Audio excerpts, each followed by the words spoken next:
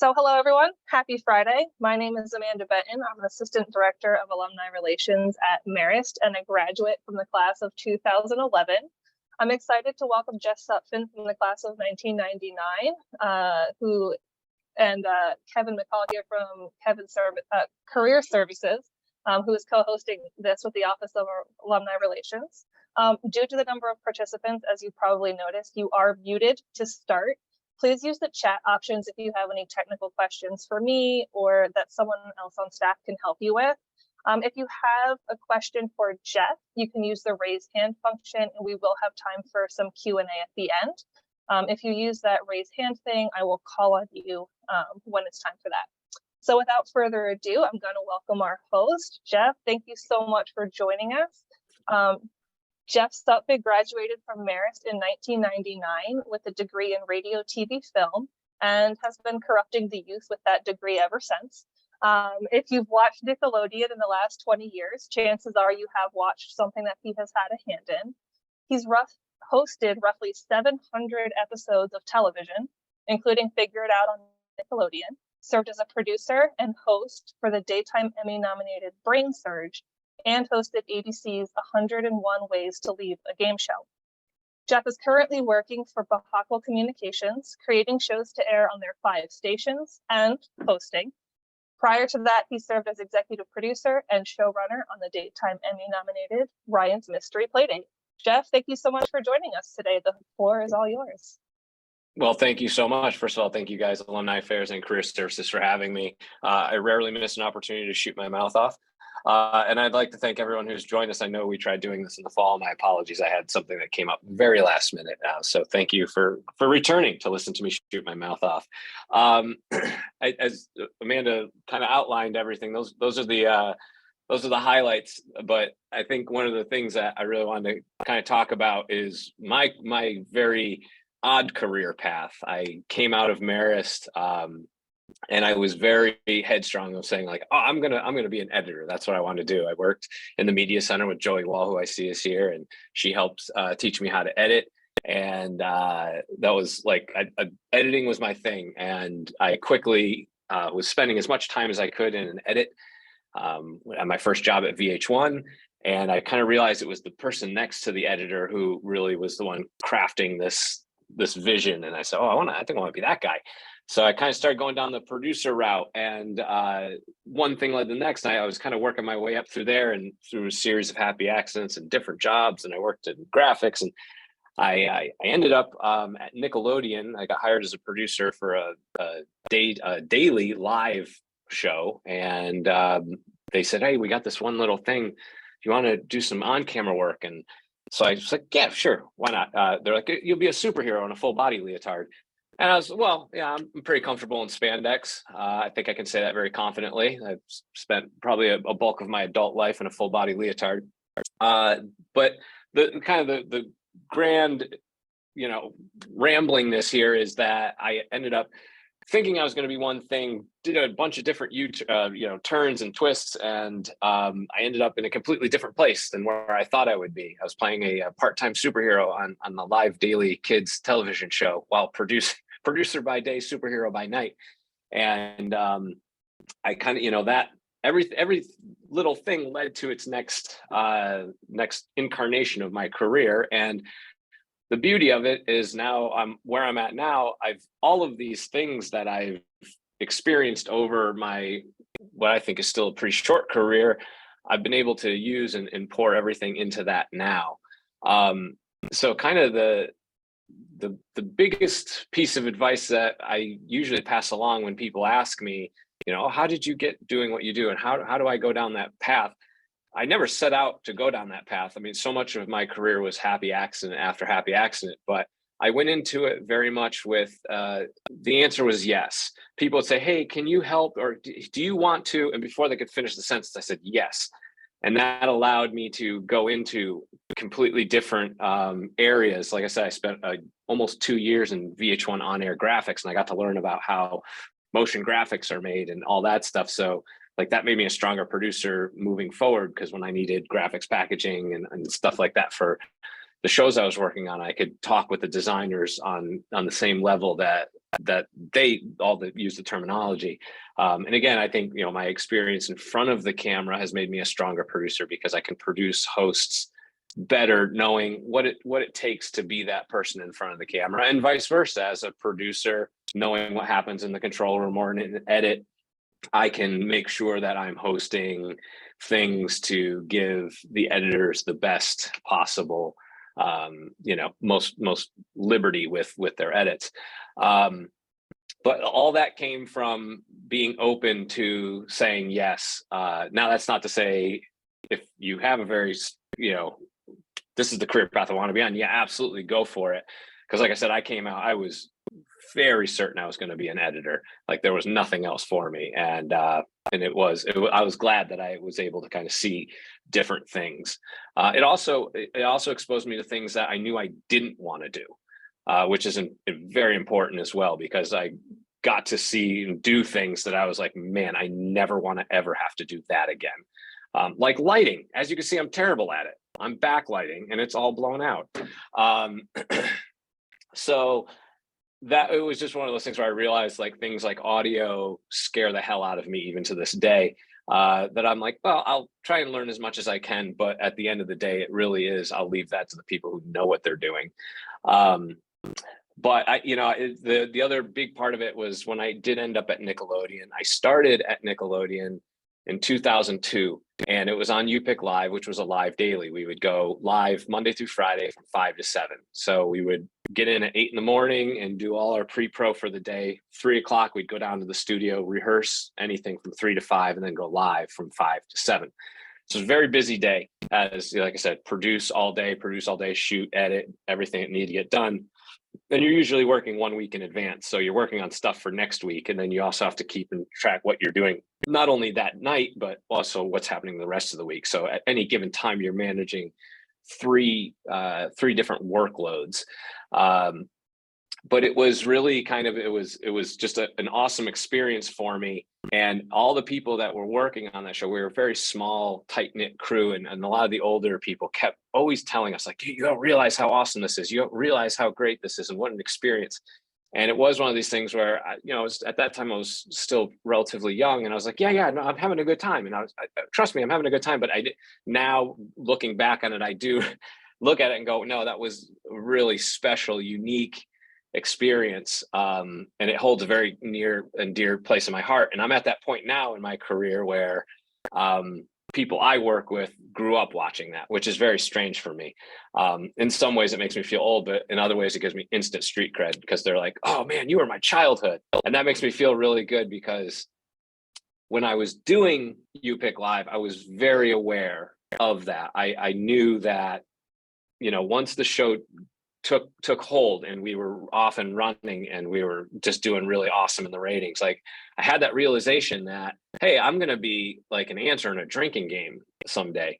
And then as, you know, time has gone on, I realized, you know, I'm not that I'll ever put myself in the same category as Sesame Street or Mr. Rogers by any means, but it is one of those things that, like, to a certain demo, like I was part of that childhood, and that something I started being very, very important to me, which coincidentally enough, our commencement speaker for the year I graduated was Mr. Rogers. So the fact that that came completely full circle was absolutely insane to me.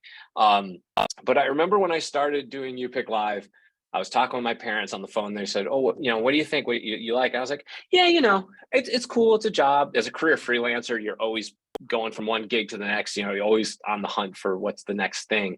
And I remember thinking, I said to my parents, I'm like, yeah, it's cool. I couldn't see myself here for, you know, like more than 2 years, but like, yeah, it's fun. And flash forward, you know, I mean, as recently as last year, I was still doing work for Nickelodeon. And what I've realized over that time is that kids TV for me, like, that's, maybe it's the fact that I have the maturity level of an 8-year-old, but it is just one of those things that it became so important to me. And especially once I have my own kids, to be able to do stuff and entertain them. But there was a very specific moment that happened to me when we were doing UPick Live where that became incredibly clear to me. Up until this point, everyone works, and when you work Friday you get your paycheck, and that is the reward for all the work you put in. You get a monetary amount that's deposited in your bank account or put in your hands. And you go, wow, that's awesome. This is the reward. And that's fantastic. And it feels good.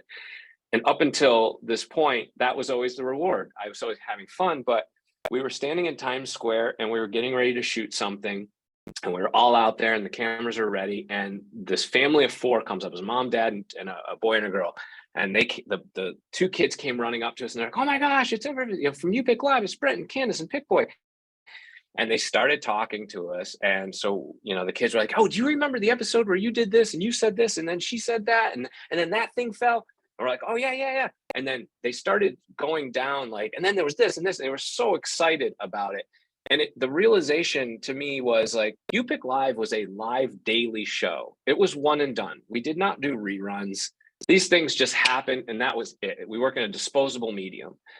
And these kids were talking and quoting lines verbatim and remembering things that were just like, how did you even remember that? And it was that moment where I realized, like, wow, like this show is really part of the fabric of their childhood. And that was the moment where the reward wasn't the paycheck. The reward was knowing that we were connecting with an audience on a completely different level.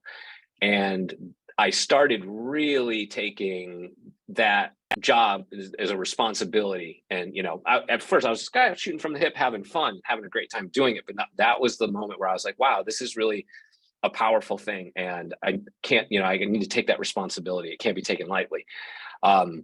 So that was, I think, one of the biggest things I learned from doing You Pick Live. One of the other big things I learned from You Pick Live, and I think this is a super important lesson that I was fortunate enough to learn very early on, and now in my adult life where I have more things that are pulling my time, my wife, my kids, house stuff, I'm getting pulled in 28 different directions, is learning to balance that work. That professional and personal balance is super hard. And if anyone has the answer to it, please share it with us, because if you do, you will make more money than you will know what to do with, because that is the age-old mystery. But You Pick Live was such a crazy thing. If I was working as efficiently as I could every day, I was putting in a 12-hour day without fail. You just looked at it as going, I work a half day. That's what it is. And I had to learn there was days where I had to, I'm not kidding you when I say this, there was days where I had to make a decision whether do I eat something or go to the bathroom, because I only have time for one. I know that sounds crazy, but that's really, eating in the bathroom is ill-advised, by the way. Pro tip, don't do it. Anyway, it was one of those things where I had to learn to find time for myself, even though I'm very busy and have a certain level of responsibility that needs to get done. There needs to be time for myself, and I need to figure out those moments. And they could be as simple for me was the elevator ride. Our offices were on the 37th floor, our studio was on the 10th floor. So it was one of these things where I was like, that time in the elevator, the walkie-talkies didn't work, the IFBs didn't work, no one could get a hold of me. So I'm going to take that elevator ride and claim it as my own. I'm not going to stress that it's stopping at every different floor. It's just going to be my time. And finding those moments of going, hey, that's for me, and I'll claim it, as little as it is. And then the other part of that was when I left the building. As soon as I walked out the door, I tried to leave work behind me and go, okay, now it's home. And there is always going to be crossover. There's always going to be time where the two things bleed together. But I do my best to try and keep work stuff at work and home stuff at home. That's super important. Like I said, we can keep trying it as hard as we can, and we're always going to still make mistakes. But that was a big learning lesson. After You Pick Live we kind of wrapped up You Pick Live after we did, it was about 3 years. It was a little over 400 episodes of doing that show, which was awesome. And it was a great experience, as all the crew members constantly would remind us of what a special, unique experience that was. My wife and I moved to LA. I was still under contract with Nickelodeon at the time. And I got to work out of the LA offices. Now, at that time, I still had like a year and a half left on my contract. And as that time wore out, it was like this terrible, awful time because my contract had run out. And even though I'd been in LA for a little over a year at that point, I really hadn't networked with anybody because I was under contract and I hadn't been thinking like, maybe I should meet more people. Coupled with, we had a huge writer's strike at that time. So like nothing was happening.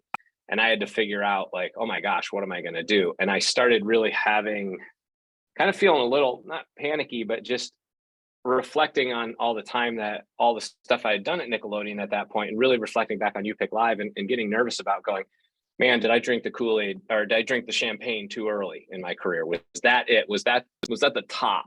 And because it was such an amazing experience and such a great ride, I'm still like young. If like, is that it? Fortunately, it wasn't. I was able to, kind of get myself into the freelance pool and find other work. Most of it was still like freelance stuff through Nickelodeon. But that's when I ended up a little bit, I can't remember the exact times, but 2009 at that point. So it's about 3 years after I moved out to LA that I ended up hosting BrainSurge for Nickelodeon. They auditioned me, which was crazy that I went through like 6 auditions at that point to get on the show, which was the first time to me, that was kind of really my first proving ground, because even though I'd been on their network for 7 years at that point, it was one of these things that this was the first time where it's like, hey, it's you. It was just me. I wasn't in a superhero costume anymore. I didn't have a little mask to hide behind. I didn't have co-stars that could, we could ping things back and forth. It was all on my shoulders. And so we ended up doing 3 seasons of that, which was like 120 episodes. And I was very fortunate enough to also be a producer on it, which was great. The production was aware of my production background and was kind enough to bring me on. So I was able to be a producer and the host, which was great. Which is a really strange thing here, because I was always told when I was early in my career, people would say, well, you can't do both. You can't do both. You can't have it all. And I kind of was like, I don't necessarily agree with that. I think I can. Maybe that's my, blind optimism, but I feel like I can. I feel like I enjoy doing both, and I feel like I can do both. So that was a big learning curve for me, is really differentiating, having 2 career paths of going, hey, I have hosting and I have production, and to have 2 separate resumes. Here's a hosting resume, here's a production resume. And there are very few people I've come across that understand that you can do both and see that as a value. But for the most part, people like to be able to put you into a box and go, you are this, you do this, you are this, you do this. And people, I think, had a very hard time figuring out where to put me. And that was, I looked at that as an asset, going, I'm plug and play, put me in whatever situation you need me to be in. But that was not welcomed, and that was very frustrating. It took me a long time to realize that when I was producing something, to not let them know I host, because they might look at that as like, oh, you're only doing this because you want to host for us, or you're trying to get a host job. And if I was hosting, they didn't want to hear my production input, because they felt like, what do you know? You're just a host. You just stand up there, and when we point to you, you talk. So I tried many years of figuring out that was very hard. There was one story I finished hosting BrainSurge, and I picked up a gig as a producer on a show. There was an old channel called G4. It was a show called Attack of the Show, and they were covering like the Consumer Electronics Fair in Vegas. So I was one of the field producers that would go out with, I had a camera guy, an audio guy, and a host. And we're running around for 2 days, shooting all this stuff, getting all these packages, and we're absolutely killing it. We're doing great. We're getting all our stuff done on time. It was all live. We're making great TV. And as we were walking through this huge convention center, I got, my team with me, and someone stops me because they recognize me, like, hey, can we get a picture? I said, sure. And I took a picture, and my camera guy says, what was that all about? And I was like, oh, nothing. And I was trying to just brush it to the side because like I said, I've gone down these roads before. And he's like, no, he was insistent. He just kept saying, well, why'd that guy want to picture you? What's going on? I was like, oh, don't worry about it. He just kept, poking. I was like, I'm a host on a game show for Nickelodeon. And without thinking, he goes, I knew it. I knew you weren't a producer. And I was just like, you got to be kidding me. For 2 days, we've been in the trenches. I've gotten you to lunch early, and I've wrapped you early every day because of the schedule that we've been able to keep. We have done nothing but kill it. And his response was, I knew it. I knew you weren't a producer. And he immediately caught himself. He said, no, I didn't mean it that way. I was just like, no, I get it. But that was the kind of stuff that I was always constantly up against. And like when I hosted Figure It Out for Nickelodeon, like here's a company at this point, like I had worked for over a decade, and they asked me to host Figure It Out, the reboot of Figure It Out. And I was really nervous about doing Figure It Out because that was the first time I was hosting a show that was a reboot. Everything else I'd hosted, BrainSurge, 101 Ways, You Pick Live, these were all things that, we built together. So I always kind of took ownership and go, hey, these are my show, my rules, my playground, my rules. Whereas Figure It Out was a pre-existing property. So I wanted to make sure that I was, honoring its legacy, but also still bringing my own feel to it. But that was a show that they very much did not want me to open my mouth on anything production.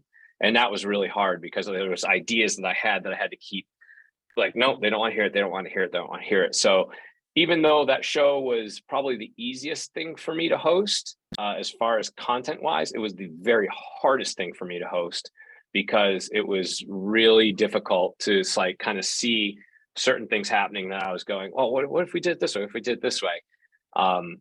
And again, what I see on the floor is different from what they see in the truck. And that was, again, I just had to trust the producers and that everyone is doing what they can to make the show happen.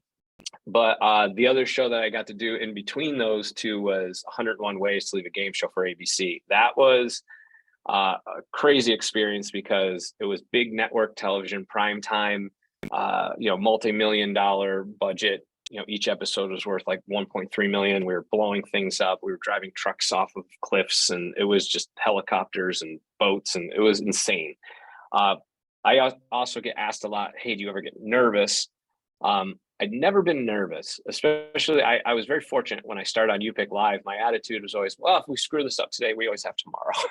There was always, hey, there's the next day, and no one will remember this anyway.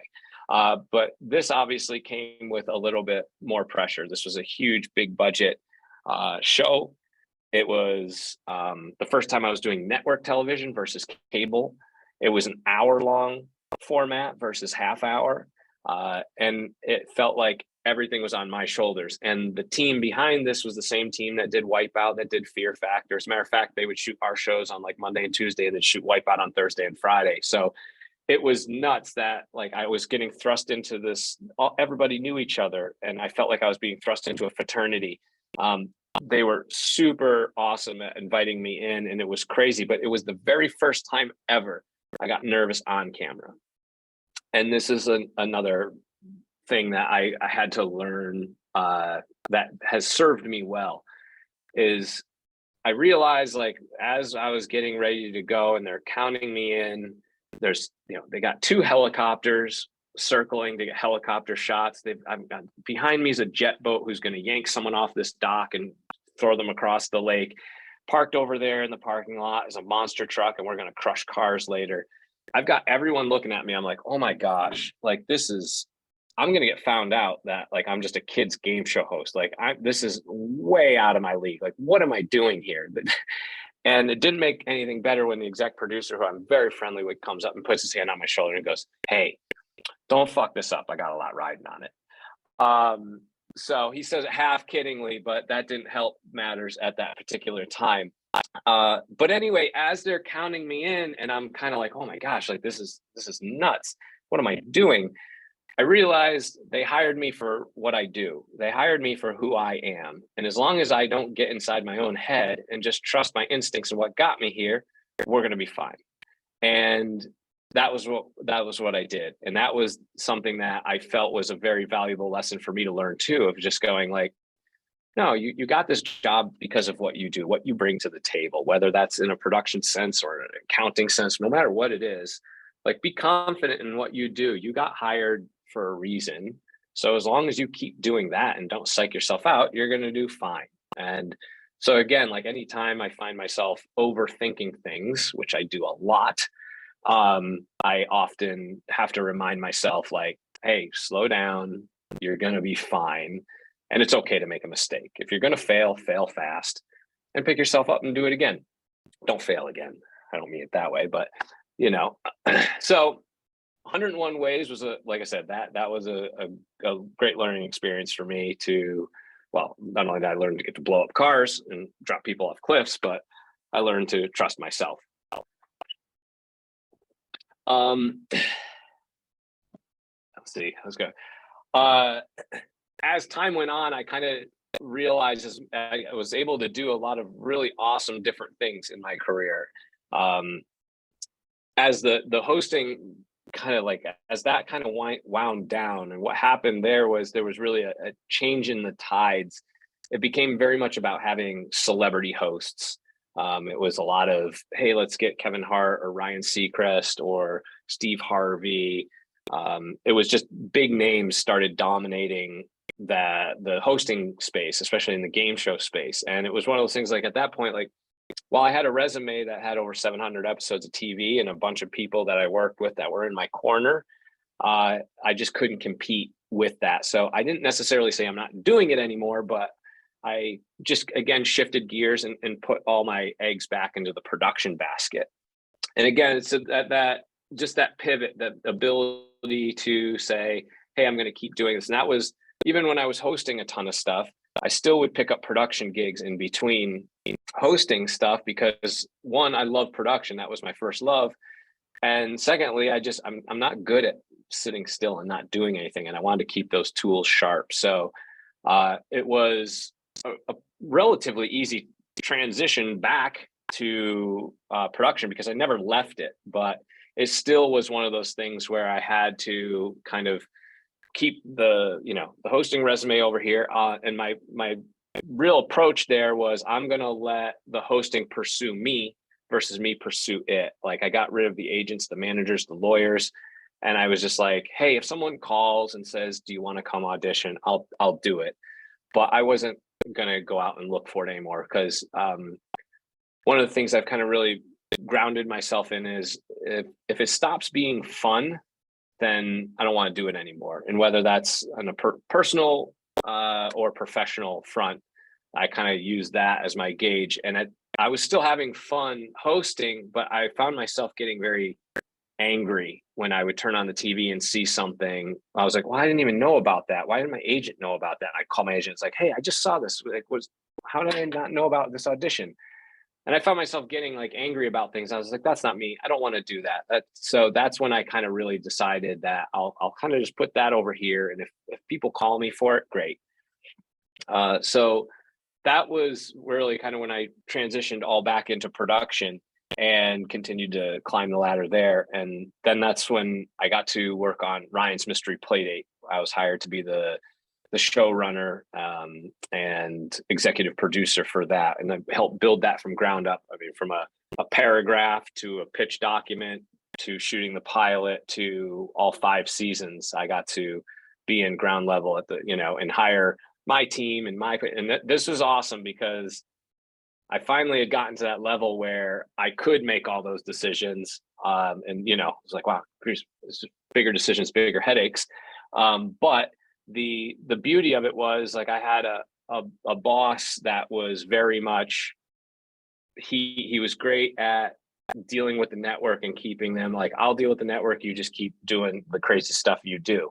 And he gave me a long leash. And anytime I got a little too close to sun, he let me know and would yank me back. But it was a really awesome experience to do Ryan's Mystery Playdate, because all of the things that I had learned along the way, the great stuff that I had taken from You Pick Live and from BrainSurge and from Figure It Out and from 101 Ways, all the things that I watched my bosses do in the past, I was able to go, I like that. Let me put it together this way. And I was able to structure the production and the team I hired to reflect all the amazing fun things that I got to do in my career. And I think that was a really big part of the success of the show.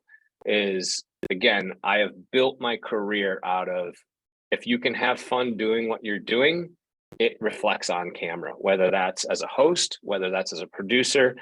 And that's what we did with Ryan. We created a really fun work environment for Ryan, who at the time was 7 years old, to come in and just play. And yeah, we had cameras to capture the whole thing, which was awesome. And I think, and again, that's where we had our second nomination for Daytime Emmy because of it.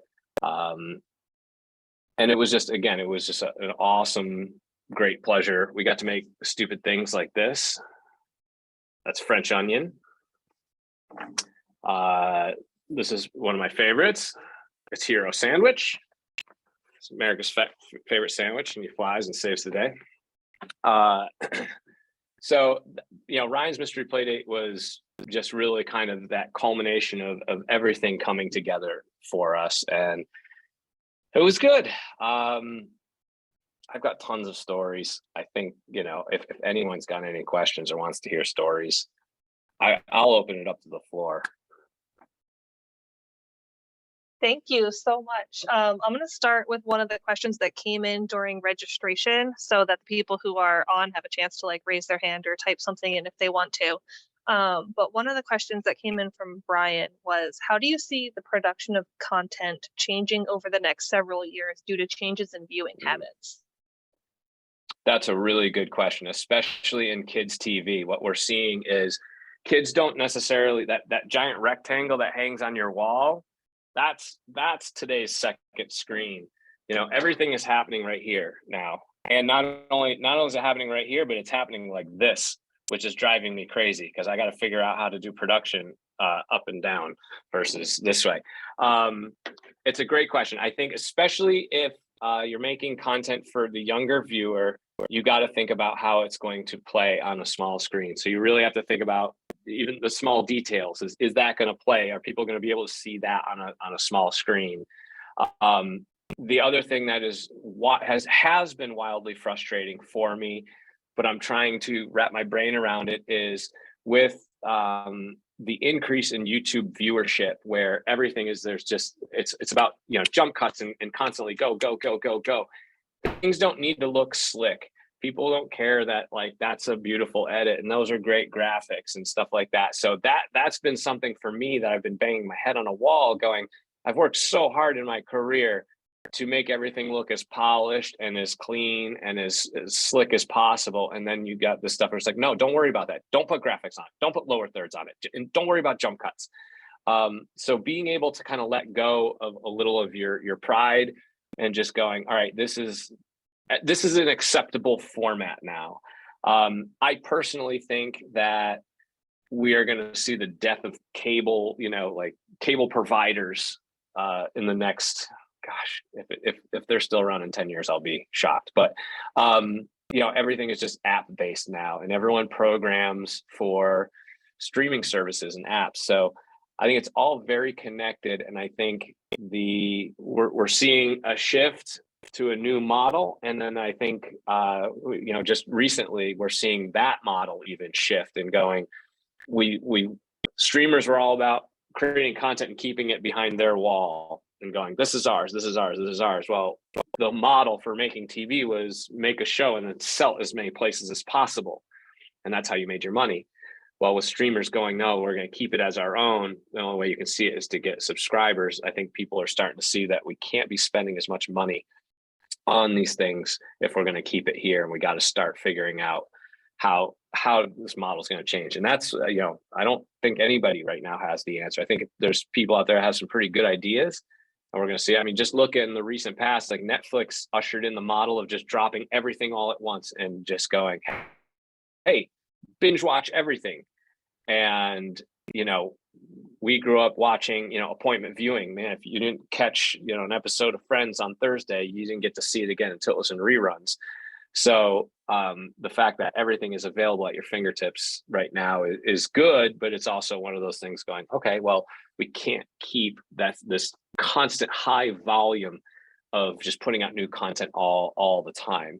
You have you know, providers like HBO and other, they do like a model where it's like they drop 3 episodes at once to get you on board, and then a 1 week, you know, drop. I think we're going to see more people move into that model. That's just me. I don't know what I'm talking about 90% of the time, so take it for what it's worth. Thanks. Cameron, did you have a question that you wanted to ask? I saw you turned your camera on. No, I just really enjoyed it, and I grew up on Nickelodeon. It's a pleasure to get to talk to you. And, Well, Awesome. thank you. Thank you. I'm sorry. I'm sorry if I've corrupted you. No, it's fine. Well, thank you. I appreciate that. I still, everyone, you know, one of my greatest joys every year was doing Kids' Choice Awards. I can't imagine, as an adult, I love doing Kids' Choice Awards. I couldn't imagine what it was like if you were a kid going to Kids' Choice Awards, because there was just always so much happening. And it was just always like, that was the thing I looked most forward to. Got to, you know, that was being in front of live fans and screaming their heads off and doing that kind of stuff. I remember one of the things we would always do the pre-show. So you walk the orange carpet and get interviews from celebrities and everything. And it was a good lesson to always have the extra questions in your back pocket and ready to go, or in my case, the utility belt. We stopped David Spade of Saturday Night Live fame and asked him, like, you know, hey, you're at the Kids' Choice Awards. What makes this award show so different than all the other award shows? He says, nothing. Next question. And I was just like, live on air, had no idea like where to rebound from that, because it was, you know, he's so quick, and we were just like, oh my gosh. Me and the co-host just started laughing. I was, well, that's as good as the segment's going to get, because we were ill prepared. Amanda, can I jump in? I Yeah. actually have a question. As a fellow, hi Jeff, as a fellow comm grad, right? I was radio, TV, film, and, you know, took all the television production classes, and you've got New York, you've got LA. So I was here in the mid 90s, right? So it was New York and LA. I did get myself an internship at Channel 8 in Connecticut, ABC station, and figured, you know, try the news, decided I didn't like the news. I didn't want to go to LA. So if you're looking for entertainment, and now in 2023, do you feel that to become successful, you have to go to the West Coast for it? Can you do it successfully on the East Coast? That's a great question, because I think each coast offers something a little bit different. And I think what we're seeing too is Atlanta is starting to be a big hub for production. And then there's you know, Louisiana's got some stuff too, and we're seeing some in Miami, and, you know, there's a ton of stuff happening in Chicago as well. So it has spread out. It used to just be solely, if you're going to do it, you got to be in, you know, Hollywood or New York. If you want to do specific movies, I think there's, you know, you're better off being in LA. Seems to be a bigger movie scene in LA. New York, I think there's a bunch of stuff. I don't think you have to go to LA. I think there's more in LA for sure. It's one of those things that when I lived in LA, I just moved to Charlotte, North Carolina, by the way, literally like last week. So it's one of these things that in LA, whenever you're talking to someone, everybody works in the business. It doesn't matter, you know, oh, what do you do? It doesn't matter if they're an accountant, they run payroll, that's the industry there. You're in the business. Whereas when you're in New York, it's like you can run into someone who does, you know, finance or does other things, a shoe salesman. You're like, wow. So there's much more diversity in New York. And I feel like my experience between the two, and this is just my own personal experience, I felt like in LA, it's very like everybody has their lane. You do your thing, you know, it's a lot of union productions and you blah, blah, blah, blah. Whereas in New York, it was more of Wild West, like, hey, yeah, I can do that. Throw the camera on my shoulder. I could shoot something. I could go sit in an edit. I could cut it. I could host. I could, and again, that was just my own experience in the productions I was working on. I don't think you have to uproot yourself. If you're a New Yorker, you can make a go of it in New York. You know, if you want to be in Broadway, obviously New York is theater is where you want to be. But if it's movies, you're probably better off starting to see what LA has to offer you. Thanks. Nick, Nick's on the phone, so oh yeah, he's off the phone. Do you want to ask a question? Hi, Nick. Didn't mean to interrupt your call. Happy to meet you, Amanda. Happy to meet you, Jeff. As a person who has done media work and public relations and theater work in the past, but currently working in government work, I'm sure a lot of people might have the same question that I have right now. What is your advice for someone to do a career change into more media work from a government perspective? Got it. I think, like I said earlier, I think one of the biggest things is the ability to say yes and try new things. I think recently in the past few years, there was this thing, COVID, that happened. I don't know if you guys remember it. I think what that did is it really shined a light on how work gets done and where we do work. The biggest thing I think it taught us is how to pivot. Everybody got to go, all right, we got to we were building the airplane and flying it all at the same time. So I think there is going to be, if you're going to make a jump career wise, and especially depending on where you are in your career, you got to say, hey, am I willing to potentially have to take a step down and in terms of pay scale and title? That was one of the things that, like, when I was younger, I was very much up for taking more risks because I was going, okay, I don't have a ton of financial responsibility. I can try this. I can try that. I can do this. Now that I'm older, I have to be a little more calculated in terms of what those moves are. But definitely, in my opinion, find out what you're comfortable with in terms of saying, hey, here's the pros and cons of making that jump. And if you can say, hey, I think I can swing it, don't overlook quality of life. If working in that job is going to make you feel better, then it sometimes is worth more than what you're putting in the bank. There was a time when I had to choose between two jobs. One of them was a higher paying job with a higher title, but I knew what it was going to be, and the people I had to work with, I wasn't necessarily fond of. And I knew I'd have to do a lot of extra work to keep them happy. And then I had a job over here that was offering me to work with my friends, and the commute was a 5-minute bike ride versus a 1.5-hour long car ride each direction. And it paid considerably less. And I took this job because after talking with my wife, she was just like, hey, look, I can tell just by the way you're talking about it, you want this job because it's going to make, I was home for dinner. I was working on, I was happy. And I think that's a big part of it, is to be able to say, is this going to make me happier? And if that is, then everything else will figure itself out. Jeff. Hi, this is Bob Hatfield. Not sure. Hi, Bob. Oh, good. So I just wanted to make a comment, Jeff. You mentioned earlier that you were still at that 8-year-old maturity level. Yeah. That's commendable. And I don't want you to get too upset because I'm about 30 years older than you. I was class of 69, and I just went into double figures on the maturity level. So your future is good. Good. Thank you. The way I look at it is growing old is mandatory. Growing up is optional. So I like to try and live by that.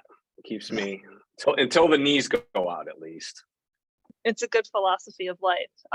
We actually had 2 people who asked about if you have any advice on how to make a pitch, whether they have an idea for a program or an episode or a project, and if it's different depending on where you're pitching it to. Yes. There's a few different things that I can throw at you there. Is every pitch is going to be different. It's like a resume.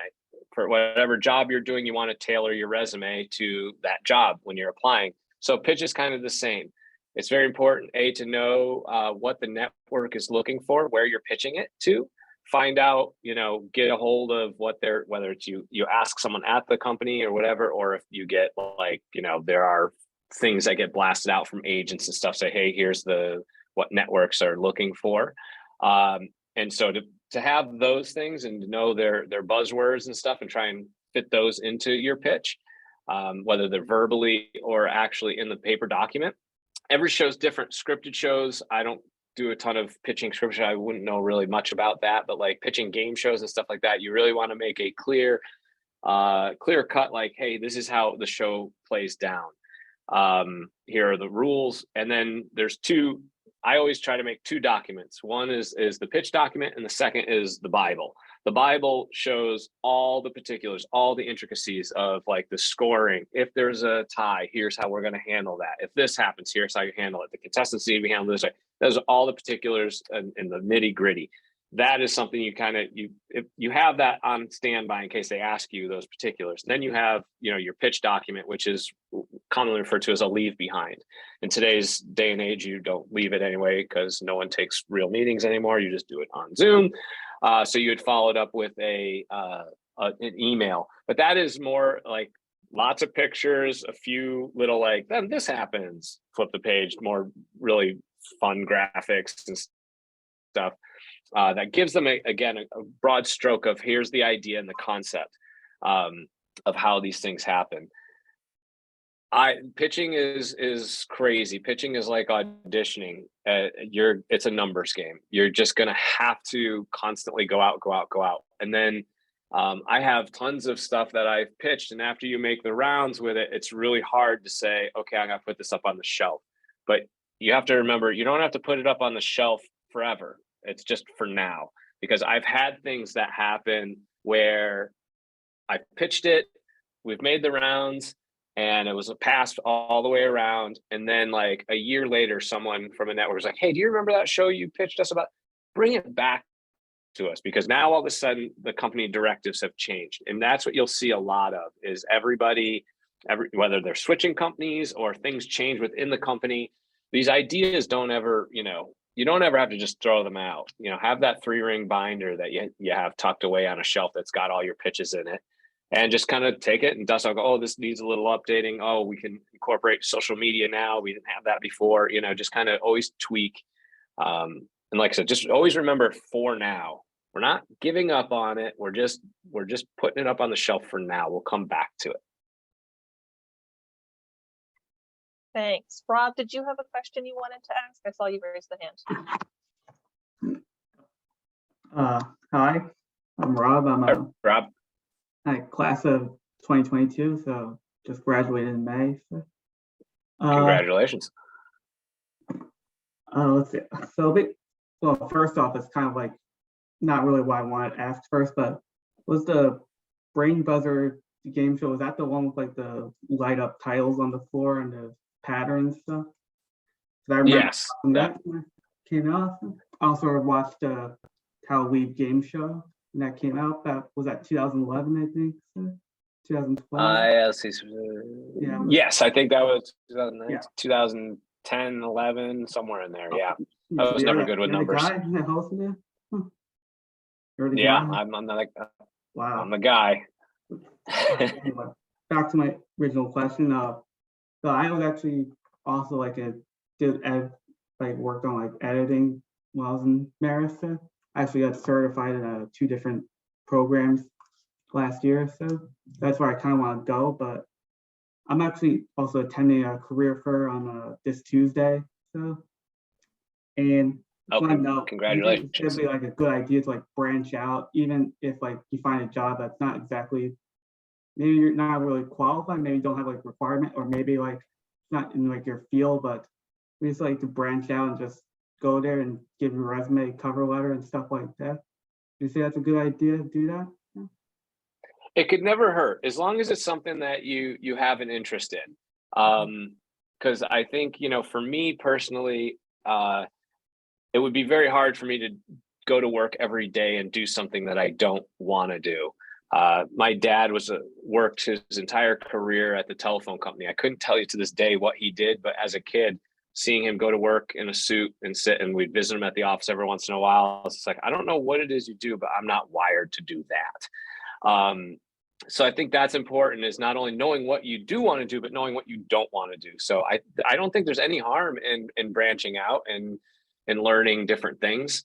But also just be careful that if you do take a job and you do take something that you go, man, I don't necessarily see a long, longevity here, that's when it gets harder.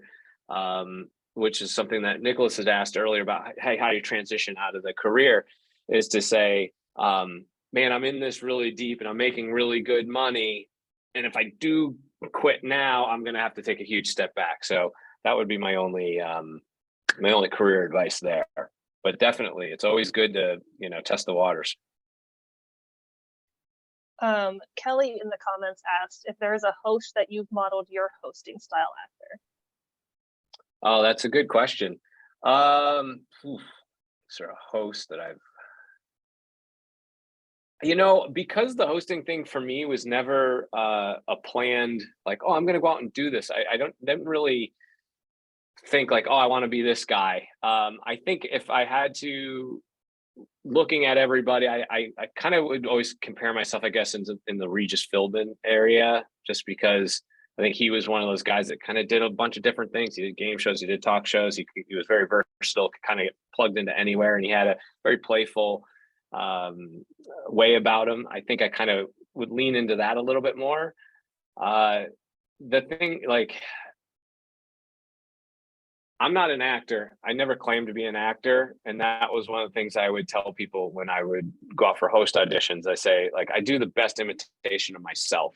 And that's what I do. So if you like what's happening here in the room, that's how I'm going to be when I'm on camera, because I don't know how to be different. And I do a really uncanny impersonation of myself. So I kind of just didn't want to.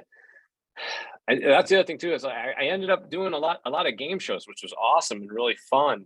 But I didn't know a ton of game shows growing up. I watched Price is Right and the occasional Jeopardy or Wheel of Fortune episode, but I didn't know there's a huge game show culture out there, and that was kind of nerve-wracking, because there was people that are huge game show buffs and know everything about every episode of every game show, and they were people working on the show with me. And I was like, oh my gosh, these guys are going to find out that I'm a complete fraud and I don't know anything about game shows. But I learned quickly.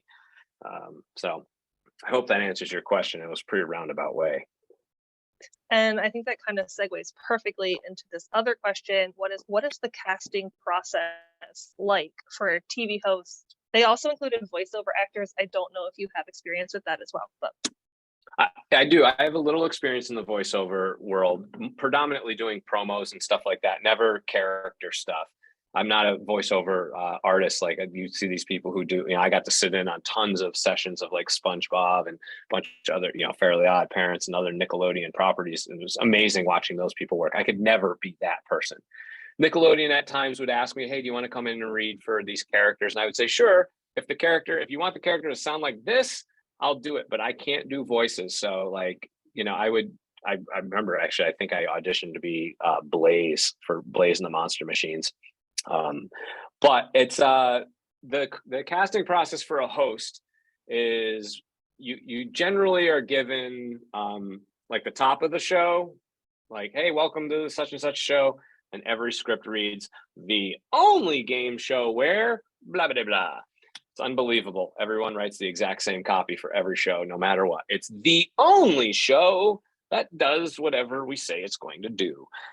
So they just want to see if you can read through some copy or memorize a copy or read it off a card.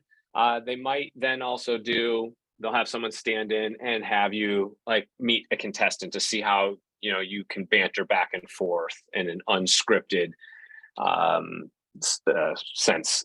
So for me, my process, and this took me a long time to figure out because, again, I did not train for this. I did not know what I was doing. I was just kind of thrown into the fire and had to figure it out on my own.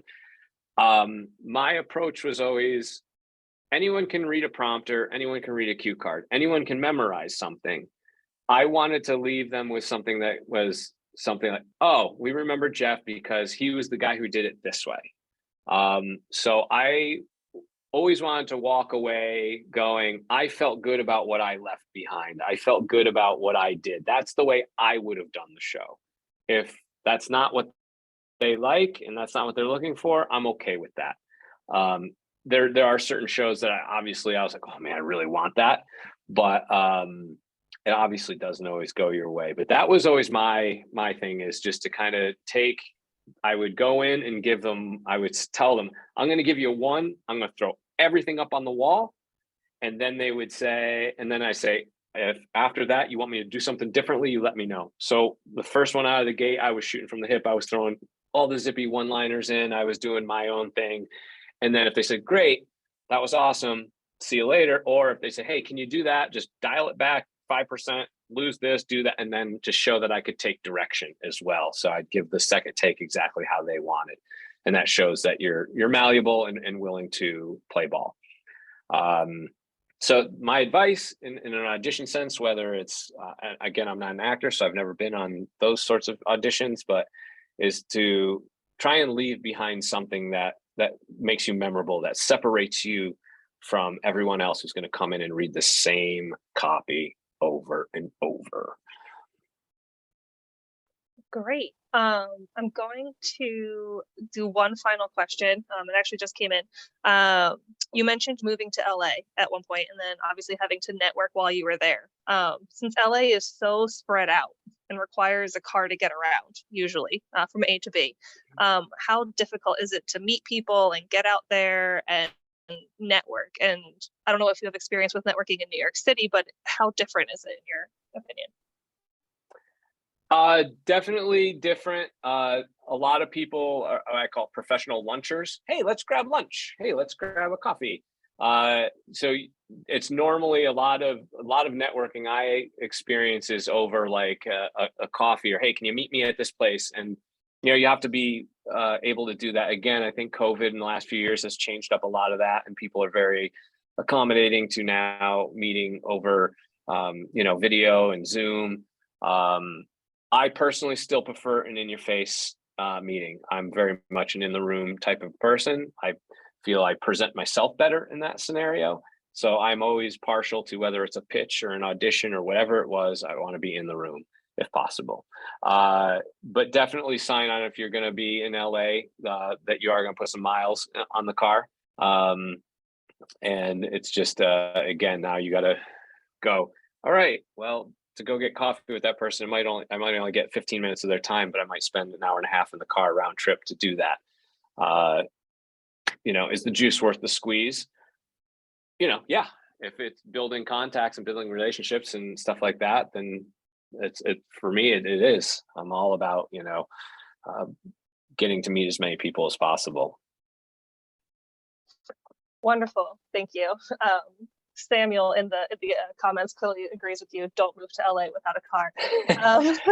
There was a line from a song that I remember. It was my senior, I think it was senior year at Marist. It was live in LA, live in New York once, but leave before you get too hard, and live in LA once, but leave before you get too soft. So they both have something to offer. They're both great, but they both, there's pros and cons to each side. So absolutely. Well, I know you actually have to get back to work, back to set. Yes. So thank you so much. Thank you for taking the time to speak with us today. We are recording this, so we'll have it available on YouTube within the next few days for anyone who wants to watch it again, or if you had someone else in your classes or a friend who wanted to see it. Thank you everyone for showing up. I hope you have an amazing weekend. And thank you, Jeff. Enjoy the rest of your day. Thanks, guys. Thanks everyone at Marist. Thanks, Joey. Bye.